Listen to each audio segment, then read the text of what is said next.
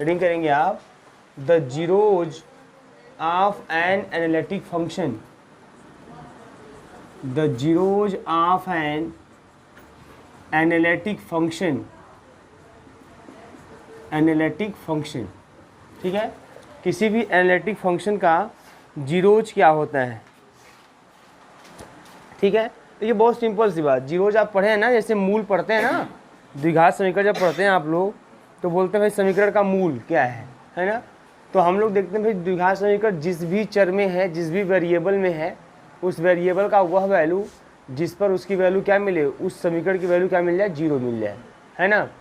और जैसे for example अगर एफ एक्स है, एफ एक्स इक्वल टू दे दिया एक्स स्क्वायर माइनस का 5x प्लस का 6, है ना, दे दिया F X equal to X square minus का 5x प्लस का 6। तो अगर आप एक्स इक्वल टू क्या रख दीजिए, एक्स इक्वल टू रख दीजिए आप 3 रख दीजिए, तो ये पूरा फंक्शन जीरो हो जाएगा, एफ एक्स क्या हो जाएगा, जीरो। तो यहाँ पे एक्स इक्वल टू जो जीरो आपने रखा है यही क्या इसका रूट है ना, उसी को जीरोज भी बोलते हैं, ठीक है। वही आपका क्या कहलाता है, जीरोज। जीरोज को हिंदी में बोले तो शून्यक, है ना, ये वर्ड सुना होगा आपने, है ना। जीरोज को हिंदी में बोलते हैं शून्यक बोलते हैं, है ना। मतलब कि ऐसा उस वेरिएबल का ऐसा वैल्यू जिसको फंक्शन रखने फंक्शन वैल्यू क्या हो जाए, जीरो हो जाए। वही चीज़ यहाँ पे, क्योंकि यहाँ पे जो फंक्शन होगा कैसा फंक्शन होगा, कॉम्प्लेक्स वेरिएबल फंक्शन। तो कोई कॉम्प्लेक्स वेरिएबल फंक्शन अगर मान लीजिए एफ जेड है, मान लीजिए कोई complex variable function f Z है, तब जेड का ऐसा वैल्यू, तब जेड का ऐसा वैल्यू कि एफ जेड का वैल्यू क्या हो जाए, जीरो हो जाए, है ना। जेड का वह वैल्यू जिस पर एफ जेड इक्वल टू क्या हो जाए, जीरो। मान लीजिए एफ जेड कोई आपको दिया है फंक्शन, कॉम्प्लेक्स वेरिएबल फंक्शन, तो जेड का ऐसा वैल्यू जिस पर एफ जेड क्या हो जाए, जीरो हो जाए, जेड के उस वैल्यू को हम बोलते हैं zeros of an analytic function. उसी को हम क्या बोलते हैं, जीरोज। क्लियर है ना। भाई कोई फंक्शन आपको दे देगा, जीरोज निकालना है, अगर आपको मान लीजिए जीरोज निकालना है, इक्वल टू जीरो करके सॉल्व करके जेड का मान निकाल लो, वही क्या हो जाएगा, वही जो है आपका जीरोज कहलाएगा उस फंक्शन का। बात समझ में आई ना। तो जीरोज मतलब समझ में आ गया। अच्छा, इसी में फिर आपका आता है सिंगुलरिटी, जीरोज के बाद नंबर। अच्छा, एक चीज़ और जान लीजिए, जब भी कोई फंक्शन मान लीजिए जीरोज की बात है यहाँ पे, तो अगर कोई फंक्शन जीरोज रखता है तो वो फंक्शन हमेशा जो है इस फॉर्म में एक्सप्रेस होता है, Z minus A to the power m और 5z, इस फॉर्म में वो एक्सप्रेस हो जाएगा। अगर कोई फंक्शन जीरोज रखता है then that function can be expressed in this form, F Z equal to Z minus A to the power m और 5z। यहाँ पे जेड इक्वल टू ए आपका जीरोज है और उसका आर्डर कितना है, m। जैसे मान लीजिए कभी भी यह भी होता है ना कि मान लीजिए ऐसे दे दिया जेड स्क्वायर माइनस का 4z प्लस का 4। अब ये फंक्शन दिया हुआ है, अब ये फंक्शन जो है हमको चेक करना है कि इसका जीरोज क्या है। इसका जीरोज क्या आएगा, इसका जीरोज पता करने के लिए इक्वल टू जीरो कर दीजिए और जेड माइनस 2 का होल स्क्वायर बन जाएगा equal to zero, mean Z equal to 2 है ना। तो आपको जीरोज मिला एक ही मिला ना, 2 ही मिला जीरोज। भले ही 2 बार आया बट जीरोज इसका 2 ही मिला। बट यहाँ पे जो जेड इक्वल टू 2 है ये जीरो है, जीरोज है बट ऑफ ऑर्डर कितना, 2। ये 2 ऑर्डर का है। कैसे 2 ऑर्डर का है, क्योंकि 2 बार रिपीट किया हुआ है। बात समझ में आई ना। तो अगर कोई भी जेड का वैल्यू जिस पर फंक्शन की वैल्यू जीरो हो जाए और वो जितनी बार रिपीट करेगा वही उसका आर्डर भी कहलाता है। क्या कहलाता है उसका, आर्डर। तो अगर जेड माइनस ए की पावर यम है तो यहाँ पे जीरोज कितने आर्डर का है, यम आर्डर का। कितने आर्डर का है, यम आर्डर का।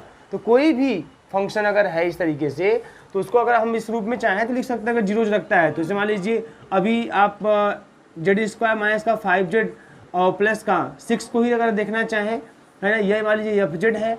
अगर यहाँ पे सर जीरोज 2 भी है और 3 भी है ना। तो अगर जीरोज इसका हम दो अगर मान लेके चले, अगर तो 2 लेके चलेंगे तो यह एफ जेड ऐसे लिखा जाएगा, जेड माइनस 2 की पावर 1 और जेड माइनस का 3। अगर इसको हम कंसिडर करें तो जेड माइनस 3 की पावर 1 है ना और जेड माइनस का 2। मतलब ओवरऑल देखिए ये है ना कि जिस भी जीरोज की बात करोगे वह जीरोज इस फॉर्म में आप लिख पाओगे और शेष आपका 5z हो जाएगा। शेष आपका क्या हो जाएगा, 5z। इस तरीके से चीज़ें हैं यहाँ पे। मतलब ओवरऑल ये जान लीजिएगा कि जो है जब भी किसी फंक्शन का जीरोज निकालना है इक्वल टू जीरो करना है, जेड की वैल्यू निकालना है या जेड का वह वैल्यू जिस पर एफ जेड की वैल्यू क्या हो जाए, जीरो हो जाए, उसे बोलते हैं जीरोज ऑफ दी फंक्शन। ठीक। अच्छा, इसमें अब आपका आता है ना analytic singularity of analytic function क्या आता है। सिंगुलरिटी क्या चीज़ होती है, तो इसमें मैंने बताया था आपको सिंगुलरिटी के बारे में कि सिंगुलरिटी जो होता है वो फंक्शन में, कॉम्प्लेक्स वेरिएबल फंक्शन में जेड की ऐसी वैल्यू होती है जिस पर फंक्शन सीज हो जाता है एनालिटिक होने के लिए। अच्छा, एनालिटिक होने के लिए सीज होने वाले समझते हैं, मतलब उसका काम खत्म और वो एनालिटिक उस पर नहीं हो पाएगा। बात समझ में आई। जैसे कि जब वो रखेंगे तो एनालिटिक नहीं हो पाएगा, तो उसके लिए बोलते हैं सीज हो जाना। CEASE, सीज वर्ड यूज होता है, ठीक है ना। तो मैंने एनालिटिक वाले में ये वर्ड मैंने एक बार यूज किया था कि किस पर वो फंक्शन सीज कर जाता है ना, जेड की वो वैल्यू बताइए। तो यहाँ पे आप ये भी कह सकते हैं कि भाई जेड का ऐसा वैल्यू जिस पर फंक्शन एनालिटिक ना हो, जेड का ऐसा वैल्यू जिस पर फंक्शन एनालिटिक ना हो, उसे हम क्या बोलते हैं, सिंगुलरिटी कहते हैं। लेकिन हम ये भी बोलते हैं कि जेड का ऐसा वैल्यू जिस पर फंक्शन सीज हो जाए, सीज कर जाए। सीज मतलब समझते हैं, जैसे फॉर एग्जाम्पल अगर मान लीजिए एफ जेड इक्वल टू दे दिया 1/z-2 दे दिया, है ना, एफ जेड इक्वल टू क्या दे दिया, 1/z-2 दे दिया।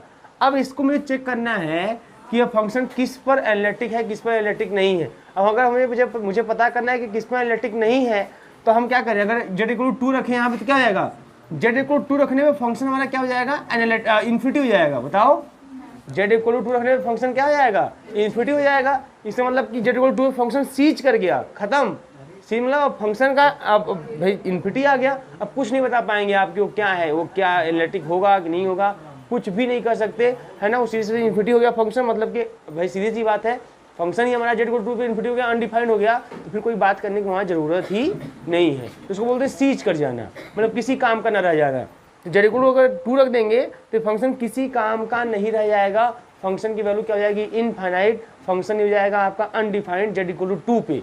तो हम ये भी इसलिए यह भी बोलते हैं कि यहाँ पे जो जेड इक्वल टू 2 है वो क्या है, आपका सिंगुलरिटी है, और इस पर, इस जेड इक्वल टू 2 पर फंक्शन क्या कर जाता है, सीज कर जाता है ना, मतलब वो किसी भी काम का नहीं रह जाता है, मतलब वो आपका अनडिफाइंड हो जाता है।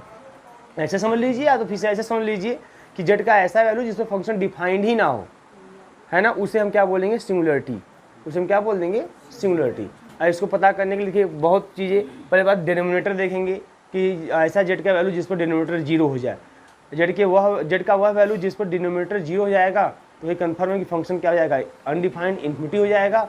तो ऐसे केस में वो जेड का वैल्यू क्या कहलाएगा, सिंगुलरिटी कहलाएगा। कुछ आपको जो है अंश में भी दिखाई देते हैं, जैसे मान लीजिए e⁻z हो गया, मान लीजिए एफ जेड इक्वल टू, मान लीजिए e⁻z हो गया, अपान जेड माइनस का 2 हो गया, अपान जेड माइनस का 2 हो गया, है ना।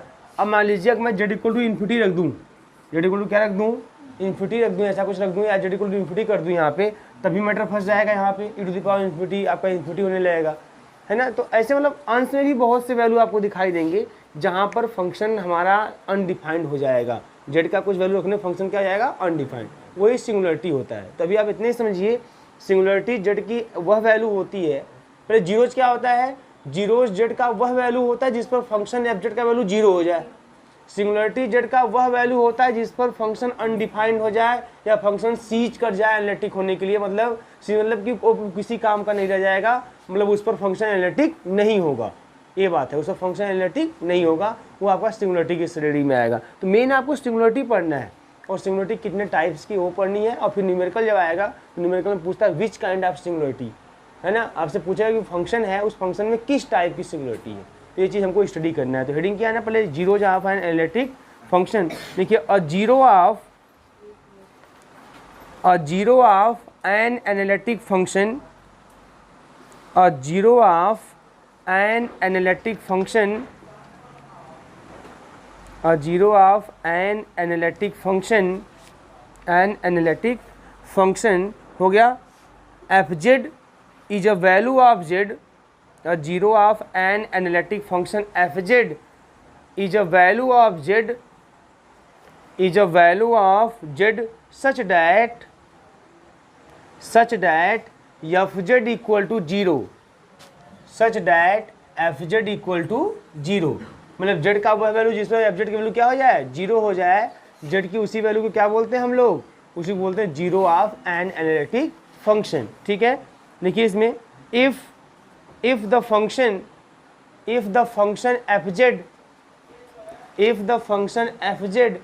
has a zeros of order m, has a zeros of order m, has a zeros of order m, then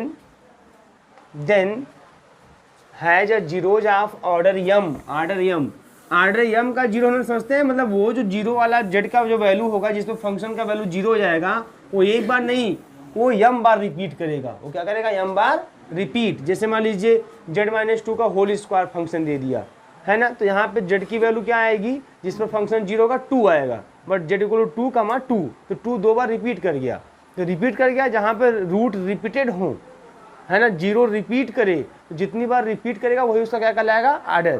तो अगर मान लीजिए आर्डर m का 0 कोई फंक्शन रखता है, then that function can be expressed in this form. तो क्या लिखा आपने, if fz has a zeros of order m, then fz can be expressed as, then fz can be expressed as, then fz can be expressed as, ऐसे कहाँ चली जाएगी उधर, अच्छा, then fz can be expressed as, कैसे, ये लिख लीजिए, expressed as fz equal to z minus a to the power m phi z, fz equal to z minus a to the power m phi z, ठीक है, z minus A to the power m five z. अब reading कीजिए बेटा आप, singularity, अच्छा example भी आप लिख दीजिए, तमाम एग्जांपल आप लिख सकते हैं, एग्जांपल में लिख दीजिए आप।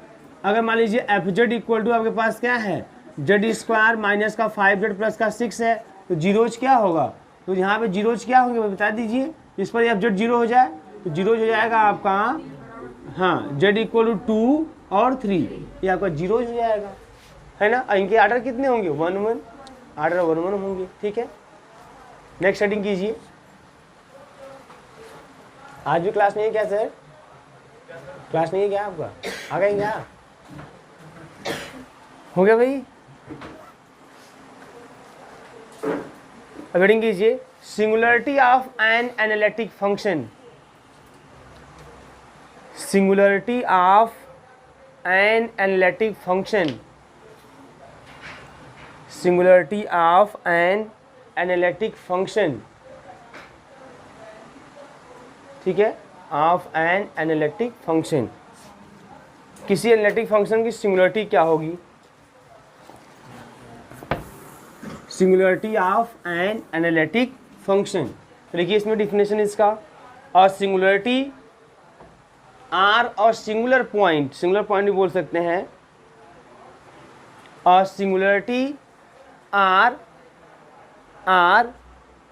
और सिंगुलर पॉइंट, आर और singular point of a function f z, of a function f z, of a function f Z हो गया, is of a function f z is a point eight which, is a point eight which the function, is a point at which the function ceases, ceases, ceases to be analytic, ceases to be analytic, ceases to be analytic, मतलब इस value function क्या हो जाएगा, seize हो जाएगा, मतलब उस पर एनालिटिक नहीं हो पाएगा, ceases to be analytic। For example f Z equal to 1/z-2, ऐसा ले लिया, है ना। तो हियर क्या, हियर जेड इक्वल टू क्या, 2 इज अ सिंगुलरिटी, क्योंकि जैसे ही बेटा आप जेड इक्वल टू 2 रखोगे, फंक्शन एफ जेड क्या हो जाएगा आपका, है ना, इनफाइनाइट अनडिफाइंड हो जाएगा। इसका मतलब जेड इक्वल टू फंक्शन जब अनडिफाइंड हो गया, इसका मतलब जेड इक्वल टू फंक्शन आपका एनालिटिक नहीं होगा, फंक्शन हमारा क्या होगा, एनालिटिक तब नहीं होगा। इसका मतलब जब जेड इक्वल टू 2 की बारी आएगी तो फंक्शन सीज हो जाएगा, है ना, मतलब कि उस पर कोई वैल्यू हमको मिल ही नहीं पाएगी, फंक्शन अनडिफाइंड हो जाएगा, मतलब एनालिटिक नहीं होगा, कोई वैल्यू मिले ना। देखिए एनालिटिक होने के लिए फंक्शन सिंगल वैल्यूड होना चाहिए, है ना, तो यहाँ पे फंक्शन सीधे अनडिफाइंड हो गया, कहानी खत्म हो गई, ठीक है ना। तो क्या लिखा आपने, here z equal to 2 is a singularity. अभी कई क्वेश्चन करेंगे तो ऑटोमेटिकली सब कुछ समझ में आएगा आपको। जेड इक्वल, एग्जाम्पल में f Z equal to 1/z-2 है, तो यहाँ जेड इक्वल टू क्या हो जाएगी हमारी सिंगुलरिटी, क्योंकि जैसे ही जेड इक्वल टू 2 रखेंगे फंक्शन हमारा क्या हो जाएगा, सीज कर जाएगा, बंद हो जाएगा, मतलब वह एनालिटिक नहीं हो पाएगा, ठीक है, एनालिटिक होने के लिए वो सीज कर जाएगा। हो गया क्लियर। नेक्स्ट हेडिंग कीजिए। जैसे होता नहीं है कि जैसे लोग बोलते हैं, आप तमाम मूवी सीरियल सब कुछ देखते होंगे या घर पे ही ऐसा कुछ होता नहीं, बोलते नहीं भाई आपके लिए हमारे घर के दरवाजे बंद हैं, है ना, ये वर्ड सुनते हैं ना कि आपके लिए हमारे घर के दरवाजे बंद हैं, मतलब हमारा जो फंक्शन है ना, फंक्शन वह जेड के हर वैल्यू पे हमको वैल्यू दे रहा है, लेकिन जब जेड इक्वल टू 2 का नंबर आ रहा है, दरवाजा बंद, आपके लिए, हमारे लिए, मतलब आपके लिए कोई जगह नहीं है, मतलब कहानी खत्म, आपके लिए मैं सीज हो गया, बंद हो गया एकदम। तो वही सिस्टम है, जैसे Z=2 का नंबर आएगा फंक्शन सीज हो जाएगा, फंक्शन बंद हो जाएगा, मतलब कोई वैल्यू नहीं देगा आपको, फंक्शन अनडिफाइंड हो जाएगा उसके लिए, है ना, मतलब उस पर एनालिटिक नहीं हो पाएगा। तो ये बात है यहाँ पे, सीज का मतलब समझ लीजिएगा। तो आगे हम रीडिंग कीजिए, different types of singularities, different types of singularities, different types of singularities, ठीक है, डिफरेंट टाइप्स ऑफ सिंगुलरिटीज। अब इसमें हेडिंग कीजिए आप, पहला टाइप्स लिखिए, isolated and non isolated singularity, isolated and non isolated, लिख पा रहे हैं ना, isolated, isolated and non isolated singularity, isolated and non isolated singularity, ठीक है, नॉन आइसोलेटेड सिंगुलरिटी। अब देखो आइसोलेटेड और नॉन आइसोलेटेड सिंगुलरिटी का मतलब क्या है। सबसे पहले जान लीजिए आइसोलेटेड सिंगुलरिटी का मतलब, देखो सिंगुलर बात ध्यान सुनिएगा, आइसोलेटेड सिंगुलरिटी की बात हो रही है यहाँ पे, और फिर बात होगी नॉन आइसोलेटेड सिंगुलरिटी। अब हम ये देखेंगे यहाँ पे कि कौन सी सिंगुलरिटी आइसोलेटेड कहलाती है और कौन सी सिंगुलरिटी कहलाती है नॉन आइसोलेटेड। देखिए सिंगुलरिटी तो पहले आपका जेड का वह वैल्यू होगा जिस पर फंक्शन क्या हो जाएगा, सीज कर जाएगा टू बी एनालिटिक, एनालिटिक होने के लिए सीज कर जाएगा, मतलब नहीं होगा एनालिटिक, ठीक है ना। अब कब सिंगुलरिटी को हम बोलेंगे आइसोलेटेड, ठीक है। तो देखिए मान लीजिए Z=A कोई सिंगुलरिटी है, Z=A क्या है, कोई सिंगुलरिटी है। अब यह आइसोलेटेड तब कहा जाएगा जब इसके नेबरहुड में, जब इसके नेबरहुड में ऐसा कोई भी पॉइंट ना मिले, जब इसके नेबरहुड में ऐसा कोई भी पॉइंट ना मिले जिस पर फंक्शन एनालिटिक ना हो, जिस पर फंक्शन क्या हो, एनालिटिक ना हो, है ना, तब हम बोलेंगे ऐसे सिंगुलरिटी को आइसोलेटेड। मतलब कि अगर मान लीजिए मैं ही एक पॉइंट हूँ, अगर मेरे पर फंक्शन एनालिटिक नहीं है, है ना, मतलब कि मैं सिंगुलरिटी के रूप में अगर हूँ तो मैं आइसोलेटेड तब कहलाऊंगा जब मेरे अगल बगल के कोई पॉइंट, हम कोई भी पॉइंट लें उस पर फंक्शन हमारा डिफाइंड हो, उस पर फंक्शन एनालिटिक हो, मतलब खाली मुझ पर फंक्शन एनालिटिक ना हो, लेकिन अगल बगल वाले पॉइंटों पर एनालिटिक हो।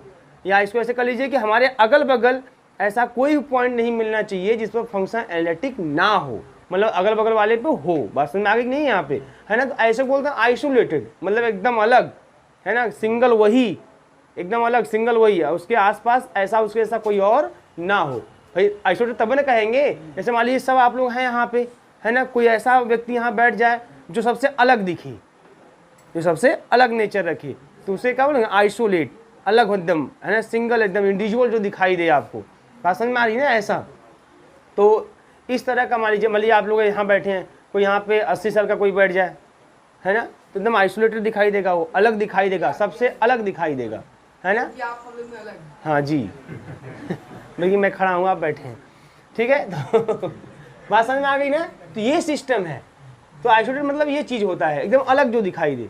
तो मतलब कि अगर एक पॉइंट ऐसा जिससे फंक्शन एनालिटिक ना हो तो उसके जैसा और कोई ना हो, वही अकेला सिंगल हो, तो बोलेंगे आइसोलेट। और जब नॉन आइसोलेट की बात आएगी तो वहाँ पर उसके नेबरहुड में उसके जैसा और भी कोई दिखाई दे सकता है। बात समझ में आई। तो ये चीज़ें हैं। अच्छा एक बात और मेरी बात समझ लीजिएगा, नेबरहुड का मतलब क्या है। नेबरहुड मतलब कहाँ तक जाएंगे आप। जैसे मान लो मैं बोलूँगा कि Z=A पॉइंट है, ध्यान दीजिएगा, मैं बोलूँगा Z=A पॉइंट है, तो जब A के नेबरहुड की बात आएगी तो इसका नेबरहुड मालूम कहाँ से कहाँ तक होगा, A minus delta A plus delta, है ना। अब A आप डेल्टा मालूम कैसे बोल दिए, पढ़ा दिए क्या जैम में आपको ठीक है। तो अभी इसकी पूरी कहानी, डेल्टा की पूरी कहानी जब मैट्रिक स्पेस मैं आपको पढ़ाऊंगा रियल में, जब रियल चालू होगा तो बहुत ज़बरदस्त तरीके से इसकी पूरी कहानी कॉन्सेप्ट आपको समझ में आएगा। अभी आप इतने जानिए कि जब भी Z=A का नेबरहुड लेना होता है तो आप क्या लेंगे, A minus delta A plus delta, ठीक है ना, इस तरीके से। और नेबरहुड जो होगा Z=A का वह एक ओपन इंटरवल होता है। क्या होता है, एक ओपन इंटरवल होता है। अच्छा अब समस्या यह है ना कि इसलिए इसको आपको ध्यान में रखना है, क्योंकि मैं नेबरहुड अगर कह दूंगा तो ऐसा नहीं, जैसे मैं बता दूंगा आपको, जैसे 1/, ध्यान देना, Z-1 Z-2 है ना, तो यहाँ पे z इक्वल टू 1 भी आइसोलेटेड सिंगुलरिटी है और z इक्वल टू 2 भी आइसोलेटेड सिंगुलरिटी है ना। अब अगर मान लीजिए आप लगेंगे वो, अगर मैं रेंज नहीं बताऊंगा तो आप बोलेंगे सर 1 2, तो अगर मैं इसके बगल में ये इतना पड़ोसी मान लूँ तो 2 तो उसके अंदर आ जाएगा ना। ये है कि कहाँ तक लेना है, कहाँ तक वालों को पड़ोसी मानना है, तो जस्ट पास वालों को, है ना। तो minus delta plus delta, delta जानते हैं बहुत स्मॉल क्वांटिटी होती है ना। तो ठीक पास वाले जो है वो पॉइंट्स जो है ऐसे उसकी तरह नहीं दिखने चाहिए, है ना। अब ये 2 उससे बहुत दूर हो गया, ठीक है। अच्छा अब 1 है, इसे 1 को देखना है कि 1 आइसोलेटेड है कि नहीं है, तो 1 माइनस डेल्टा 1 प्लस डेल्टा, है ना। अब इस रेंज में ऐसा कोई पॉइंट नहीं मिलना चाहिए जिस पर फंक्शन एनालिटिक ना हो। अब 2 को देखना है तो 2 माइनस डेल्टा 2 प्लस डेल्टा, इस रेंज में अब ऐसा कोई पॉइंट नहीं मिलना चाहिए जिस पर फंक्शन एनालिटिक ना हो, है ना। अगर ऐसा होता है देन दोनों पॉइंट क्या कहलाएंगे आइसोलेटेड। अगर इस रेंज में कोई और दिख गया उसके जैसा तो क्या कहलाएगा नॉन आइसोलेटेड। बात समझ में आ रही है ना। तो ये चीज़ देखना है, a minus delta a plus delta, delta जो है बहुत ही स्मॉल क्वांटिटी होती है जो 0 1 के बीच में लाई करती है। बात समझ में आ गई। तो ये चीज़ें आपको ध्यान में रखनी है। तो ये ऐसे होता है, ऐसे पता करते हैं आइसोलेटेड और नॉन आइसोलेटेड के बारे में, ये कॉन्सेप्ट होता है। और नेबरहुड के संदर्भ में लिखाऊंगा। तो आपने हेडिंग किया पहले main isolated and non isolated singularity, उसमें आप लिखिए, एक ही साथ दोनों को लिखवा देते हैं, ठीक है। देखिए इसमें a point z equal to a, a point z equal to a is said to be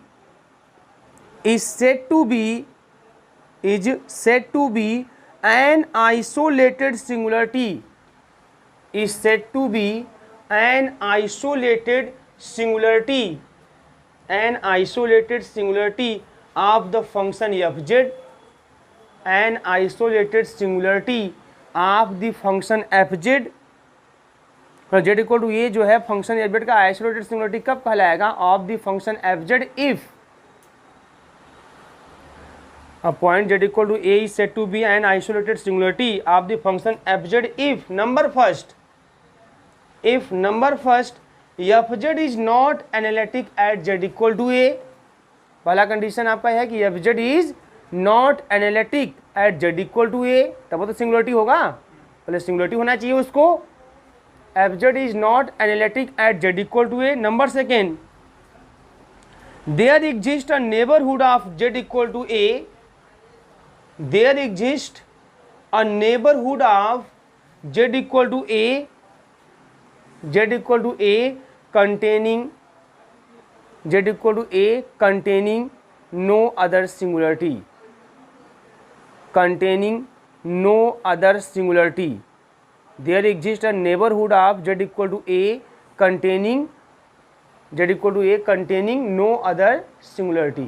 देखो ये लाइन तो बहुत अच्छा और क्लियर कर दिया, इस लाइन ने साफ साफ बोल दिया there exists a neighborhood, मतलब एक नेबरहुड ऐसा मिल जाना चाहिए जिसके अंदर उस पॉइंट के अलावा कोई और सिंगुलरिटी नहीं आनी चाहिए। बात समझ में आई। मतलब एक नेबरहुड, इसका मतलब यह हुआ कि बहुत छोटा ही सही नेबरहुड कैसे बनाएंगे, किसी पॉइंट का नेबरहुड बनाना तो यही कॉन्सेप्ट चलता है। अगर आपको z इक्वल टू ए का नेबरहुड बनाना है तो a माइनस डेल्टा करके चलेंगे आप और a प्लस डेल्टा करके चलेंगे आप, इस तरीके से नेबरहुड ओपन इंटरवल की तरह बनाएंगे आप, है ना। तो अब इसके ऐसे अगर देखा जाए डेल्टा के रूप में दूँ, अगर 0.1 दे सकता हूँ, 0.2 दे सकता हूँ, 0.3, ऐसे में तमाम नेबरहुड बना सकता हूँ। लेकिन आपको बस यहाँ बस इतना दिखाना है कि कोई कम से कम एक भी नेबरहुड ऐसा मिल जाए, कोई कम से कम एक नेबरहुड भी ऐसा मिल जाए जिसके अंदर उस पॉइंट के अलावा कोई और सिंगुलरिटी ना दिखाई दे। कोई भी ऐसा आपको नेबरहुड मिल जाए, हो सकता है कि उससे बड़ा नेबरहुड लें तो और कोई पॉइंट मिल जाए, लेकिन उससे मतलब नहीं है कोई छोटा भी ऐसा नेबरहुड मिल गया जिसके अंदर कोई और सिंगुलरिटी अगर नहीं आई तो वो सिंगुलरिटी क्या हो जाएगी, आइसोलेटेड। बात समझ में आ रही है। ऐसे मान लो फॉर एग्जाम्पल, मेरी बात समझना ध्यान से, जैसे 1/z माइनस का 0.1 कर दिया और z माइनस का 0.2 कर दिया। अब फिर देखिए कहानी समझिए यहाँ पे। अब क्या z इक्वल टू 0.1 और z इक्वल टू 0.2 क्या ये आइसोलेटेड है? यस। हमको क्या देखना है, हमको देखना है क्या मैं उस पॉइंट के अगल बगल कोई ऐसा नेबरहुड बना सकता हूँ, वो छोटा से छोटा ही क्यों ना सही हो, है ना, बट ऐसा नेबरहुड क्रिएट हो जाए जिसमें उस पॉइंट के अलावा कोई और सिंगुलरिटी ना है ना। तो अगर मैं ऐसा बना दूं बेटा, ऐसा बना दूं जी, है ना, ए minus delta A plus delta concept लगाएंगे यहाँ पे, तो मैं 0.1 है ना, मैं 0.1 से थोड़ा सा कम किया, तो 0.1 से थोड़ा कम क्या होगा बताइए,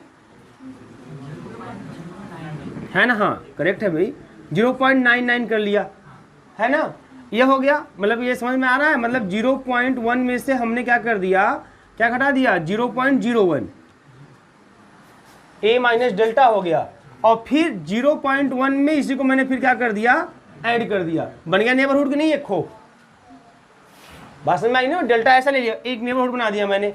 अच्छा अब इसको जब घटाएंगे तो 0.99 मिलेगा, यही है ना, 09 है ना, ऐसा मिल जाएगा, ठीक है। और ए क्या मिल जाएगा, ए वाला, ए मिल जाएगा आपको 0.11 मिल जाएगा। अब बताइए क्या इसके अंदर कोई और सिंगुलरिटी आ रही है क्या, ए वाला इसके अंदर आएगा क्या, नहीं ना आएगा, बस काम हो गया।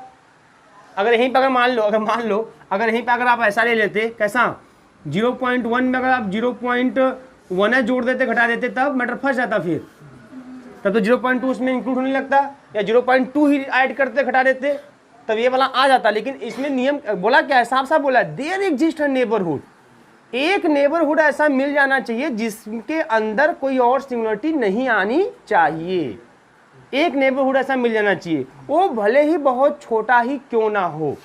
तो भाई देखिए हमने ऐसे ऐसे तमाम बहुत बन जाएंगे। तो अब इसे ये नेबरहुड भी रहा, एक को नेबरहुड ऐसा मिल गया, उस पॉइंट के अबाउट एक भी नेबरहुड ऐसा मिल गया जिसमें उसके अलावा कोई और सिंगुलरिटी ना आए, तो वो सिंगुलरिटी आइसोलेटेड कहलाएगी। तो देखो ये मिल गया ना, इसके अंदर नहीं ना आएगी, भले इसके अंदर आए, अगर मैं 0.2 लेके बनाऊंगा तो इसके अंदर आएगा, लेकिन भले इसके अंदर आए, लेकिन इसका एक और नेबरहुड है जिसके अंदर नहीं आ रहा है। तो अगर कोई एक भी ऐसा नेबरहुड मिल गया जिसके अंदर नहीं आ रहा है, तब उसको बोलेंगे आइसोलेटेड, है ना। हो सकता है कि और भी बहुत नेबरहुड बनाए उसके अंदर आ जाए, उससे मतलब नहीं है, कम से कम एक ऐसा मिल जाना चाहिए जिसके अंदर ना आए, बस।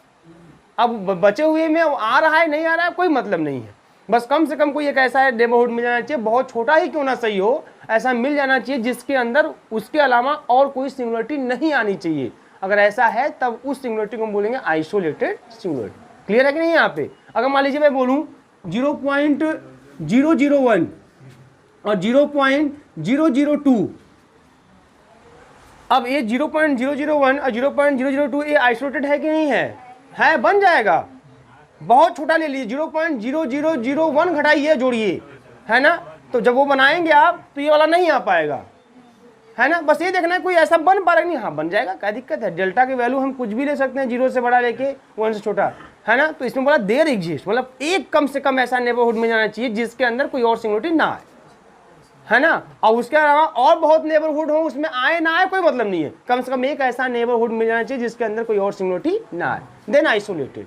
समझ में आ रही बात। क्योंकि मैं इसलिए बार बार समझा रहा हूँ क्योंकि मैं जानता हूँ होता यही है कि ये आइसोलेटेड नॉन आइसोलेटेड में बहुत लोग कंफ्यूज होते हैं, बहुत ज़्यादा ही कंफ्यूज होते हैं कि कैसे बताएंगे सर आइसोलेटेड, कैसे बताएंगे नॉन आइसोलेटेड। तो इसका बस यही आपको ध्यान रखना है कि नेबरहुड बनाना है ना। और नेबरहुड बहुत बन जाएंगे, एक दो नहीं बहुतों बन जाएंगे नेबरहुड, लेकिन आपको ये देखना है कि जो है कम से कम कोई एक नेबरहुड ऐसा बन जाए, भले ही बहुत छोटा ही वाला क्यों ना हो, बहुत छोटे रेंज वाला ही क्यों ना हो, है ना, लेकिन कम से कम एक ऐसा नेबरहुड बन जाना चाहिए जिसके अंदर उस पॉइंट के अलावा कोई और सिंगुलरिटी ना आए। ठीक है। अब इस फंक्शन में खाली दो ही सिंगुलरिटी होगी, एक होगी 0.001, एक होगी 0.002। तो मैं 0.001 के अबाउट एक छोटा सा नेबरहुड बना दूं, ऐसा बना दूं कि उसमें 0.002 ना आए, हो जाएगा आइसोलेटेड। मैं 0.002 के अबाउट एक छोटा सा नेबरहुड बना दूं, ऐसा बना दूं कि 0.001 ना आए। अगर ऐसा कर पा रहा हूं मैं, देन दोनों सिंगुलरिटी क्या कहलाएगी, आइसोलेटेड। कुछ समझ में आ रही बात है ना। चलिए लिखा है आपने, दो लाइन लिख लिया ना यहाँ पे। पैराग्राफ चेंज क्या, नॉन आइसोलेटेड का भी लिख लीजिए, साथ ही में पैराग्राफ चेंज कीजिए। देखिए z equal to a, z equal to a is called a, z equal to a is called a non isolated, z equal to a is called a non isolated singularity of fz, z equal to a is called a non isolated singularity of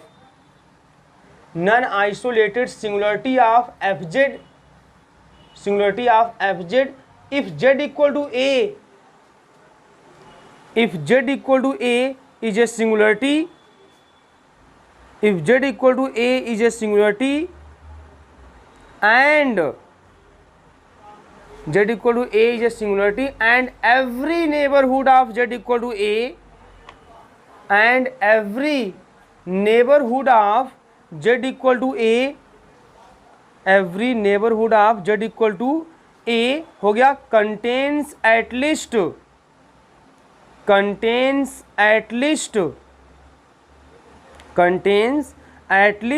one singularity of, contains at least one singularity of, हो गया, one singularity of fz, contains at least one singularity of fz। ठीक है, अब ये बात समझिए यहाँ पे। अब इसमें क्या कह रहा है, नन आइसोलेटेड तब होगा जब उसके नेबरहुड में, कोई भी नेबरहुड लें उसमें दूसरी सिंगुलरिटी मिल जानी चाहिए। कोई भी नेबरहुड लें, इसका मतलब सबसे छोटा से छोटा नेबरहुड बनाएंगे तब भी उसमें सिंगुलरिटी मिलनी चाहिए। अच्छा बताओ, जब सबसे छोटे से छोटे वाले नेबरहुड में भी सिंगुलरिटी कोई दूसरी मिल जाएगी तो इसका मतलब कि सब में मिल जाएगा, सब में मिल जाएगा। इसलिए बोला है कि एवरी, इसलिए इसमें वर्ड यूज कर दिया है एवरी, कि उस z इक्वल टू a का हर नेबरहुड एक सिंगुलरिटी कंटेन करे, कम से कम एक सिंगुलरिटी उसके अलावा क्या करे, कंटेन करे। जैसे फॉर एग्जांपल मैं अगर fz equal to log z ले लूँ, क्या ले लूँ, log z, इसकी सिंगुलरिटी पहले क्या होगी बताओ, इसकी सिंगुलरिटी क्या होगी, कौन बताएगा।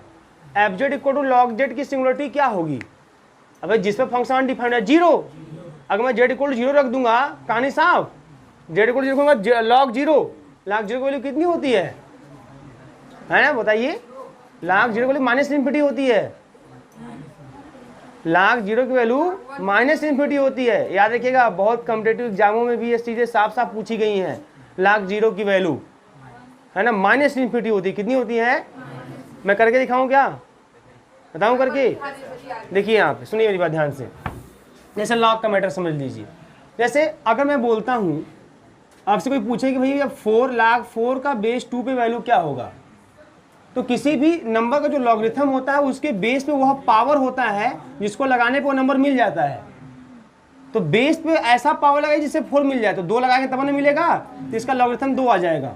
ये सिस्टम होता है ना। जैसे मान लीजिए log 10 या log 1 बेस 10, तूने बोला कि किसी भी, अब मुझे 1 का देखना है लॉगरिथम, तो बेस पे ऐसा क्या लगाएं ताकि 1 मिल जाए, 0, इसलिए इसकी वैल्यू क्या आएगी, 0 आएगी। बात समझ में आ रही है कि नहीं आ रही है। अगर मैं बोलूं आपसे log 0 बेस 10 ये बताना है, तो मैंने क्या बोला कि जिसका भी निकालना है वो आना चाहिए, बेस पर क्या पावर लगाने पाएगा वो देखना है। बताओ अब मैं इसके पावर में क्या लगाऊंगा, 0 आएगा, अगर इन्फिनिटी लगाऊंगा तो इन्फिनिटी आ जाएगा, ये माइनस इन्फिनिटी जब लगाऊंगा तब जाके 0 आएगा।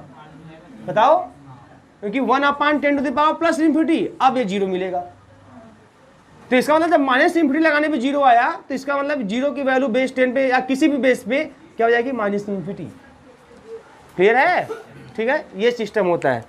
अब मेरी बात ध्यान से समझिएगा, तो इसका मतलब ये क्लियर हो गया कि fz इक्वल टू जो log z है ना, इसमें z इक्वल टू 0 क्या है, z इक्वल टू 0 क्या है, सिंगुलरिटी, क्या है आपकी सिंगुलरिटी।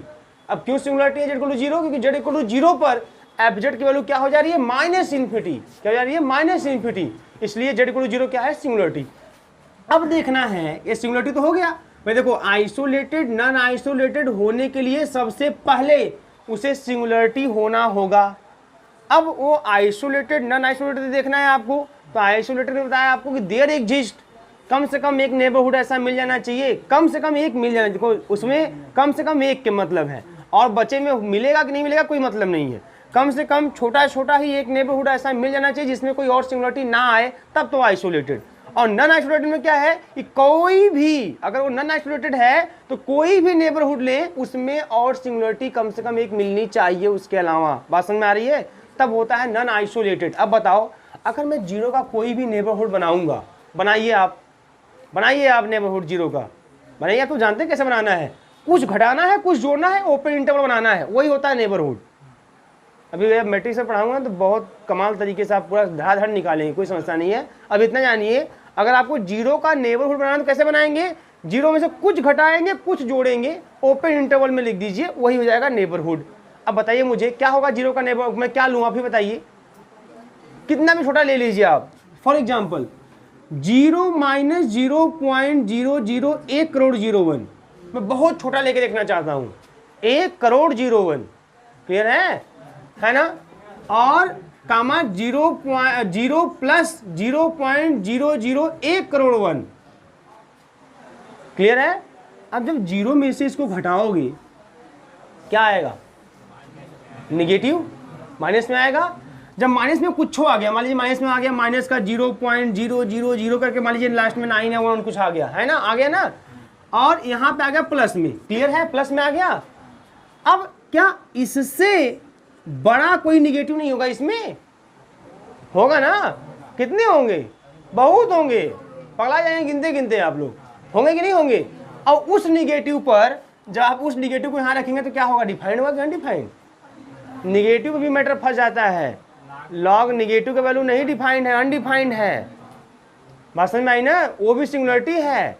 लॉग जेड पे जेड इक्वल टू 0 तो सिंगुलरिटी साफ साफ दिख रही है, बट निगेटिव वाले पे भी सिंगुलरिटी होगी, जितने भी निगेटिव होंगे जेड की वैल्यू वो सब भी क्या होंगे, सिंगुलरिटी की श्रेणी में आएंगे, क्योंकि जब उस निगेटिव रखेंगे तो लॉग कोई निगेटिव नंबर नॉट डिफाइंड, वो डिफाइंड नहीं है, तो मिल गया कि नहीं उसके नेबरहुड में, उस जीरो के नेबरहुड में आप देखिए 1 करोड़ जीरो लीजिए चाहे 10 करोड़ जीरो लीजिए, मतलब बहुत छोटा ही क्यों ना घटाएं आप, बट उसमें जब जीरो में से घटाओगे तो निगेटिव मिलेगा, उस निगेटिव से बड़े बहुत से निगेटिव मिल जाएंगे, उसी इंटरवल में मिल जाएंगे, क्योंकि किसी इंटरवल में इन्फिनिटी नंबर होते हैं, infinity rational, infinity irrational number होते हैं, उसी में इन्फिनिटी आप रियल भी कर सकते हैं, क्योंकि रेशनल इरेशनल मिला के रियल होता है ना, तो बहुत से निगेटिव मिल जाएंगे, और जब उन निगेटिव को रखेंगे यहाँ पे अनडिफाइंड हो जाएगा, मतलब उस निगेटिव पर फंक्शन हमारा एनालिटिक नहीं होगा, तो हो गया सिंगुलरिटी, तो मतलब वो भी सिंगुलरिटी है और वो भी एग्जिस्ट कर गया, उसी नेबरहुड में एग्जिस्ट कर गया, तो इसका मतलब यह हुआ कि यहाँ पे z इक्वल टू 0 कैसी सिंगुलरिटी है, z equal to 0 is the non isolated singularity, क्योंकि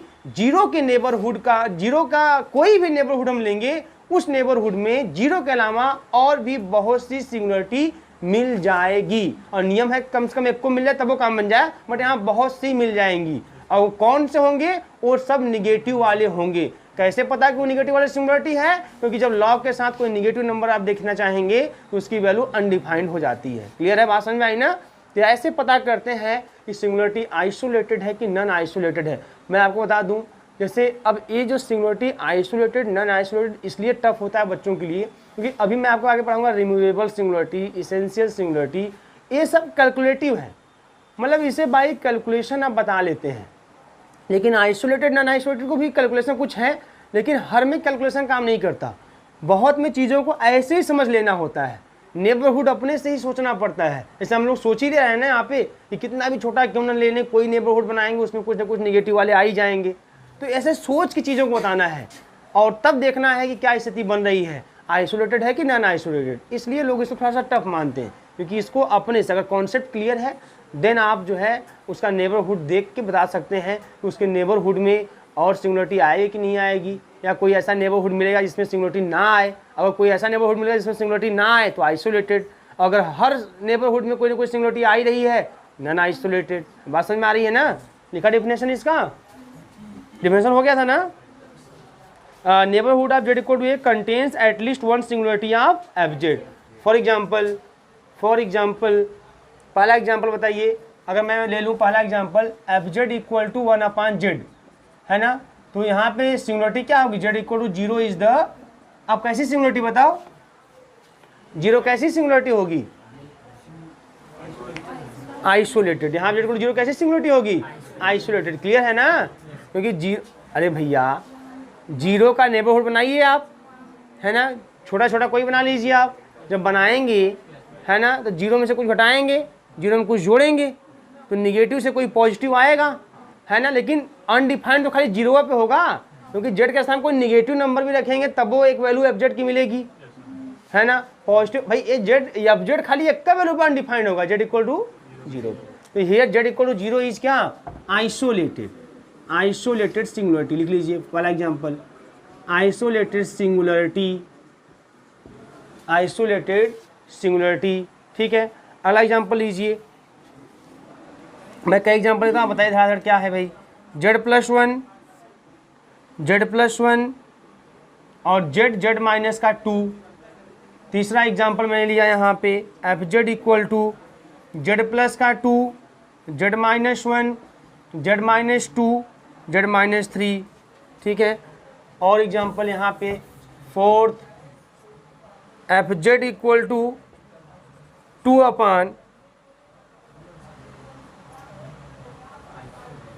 2 sine pi by z. Next fz equal to 1/tan pi by z. ठीक है, next fz equal to log z। ये सब तमाम आपकी एग्जाम्पल। अब बताइए ध्यान पहले कौन किस टाइप की सिंगुलरिटी है, बताइए इसमें सिंगुलरिटी कौन कौन है? 0 और 2। 0 और 2 दोनों कैसे होंगे? आइसोलेटेड। कंफर्म होना चाहिए, क्या होंगे? आइसोलेटेड। कंफ्यूजन है ना? आइसोलेटेड के लिए बस एक नेबरहुड मिल जाना चाहिए जिसमें कोई और ना आए। एक छोटा छोटा नेबरहुड भी रहेगा तब भी चलेगा, है ना। आप बड़ा नेबरहुड लेंगे उसमें आ जाए कोई फर्क नहीं पड़ता, बात समझ में आई ना। और जब नॉन आइसोलेटेड की बात आएगी तो उसके हर नेबरहुड में आना चाहिए वो। ठीक है, अगर मान लीजिए यहाँ पे 0 है तो 0 में 0.5 कर दूँ, 0 माइनस 0.5 और 0 प्लस 0.5, तो क्या इसमें 2 आ जाएगा? क्या उस वाले में नहीं आएगा। तो एक को ऐसा मिल गया बस आइसोलेटेड, है ना। तो 0 भी आइसोलेटेड और 2 भी आइसोलेटेड। तो आप यहाँ लिख लेंगे कि z equal to 0, 2 both are the isolated singularity. यहाँ बताइए, यहाँ 1 2 3 तीनों आइसोलेटेड। यहाँ बताइए अब साइन पाई जेड वाले में बताइए।